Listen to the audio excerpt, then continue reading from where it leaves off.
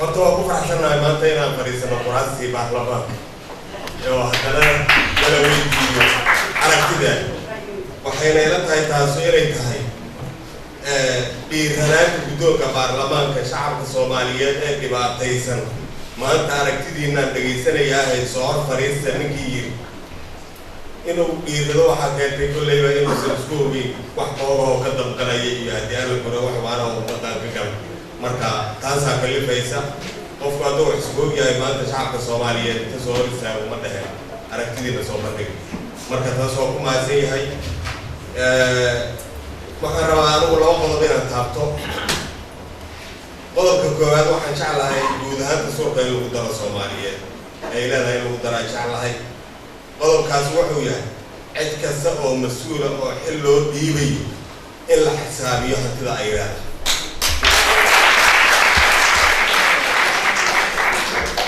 waxaan aragnaa shakhsiyaad guryo kiraa ku jiray muddo sanada markay xilka hayaan dabaqyo waaweyn oo isaga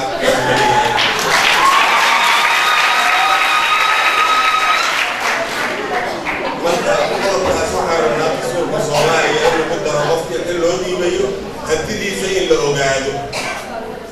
تاسوا رمنا قلب ككلام وأنا روادي أنا بقول أنا قدر صدق بعض الصحافة غير كأيام لا يريابين حياة الصحافة هدي أنا بقول يا واحد كشر قلب قفل الوقت هذا وكبحي الصحافة كاسوا جناحه وليه قاطع كاسوا عندي بلوفيريو نواقع سريع هدي أنا بقول يا واحد كمية عرب كوريا لا تصور waxaan kaloo rabaa faragelinta caalamka ay lagu hayaan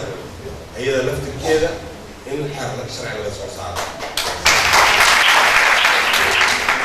sababtoo ah dhibaatada Soomaaliya haysta koo waxa ka faragelinta marka taasna xar laga soo saaro oo haddii alla guurooya ayada lagu daro shuruucdeena intaasna waa ku tali lahay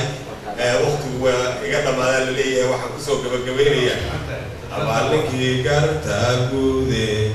guddoonka baarlamaanka guud abaalninkii gartaa guude guddoonka baarlamaanka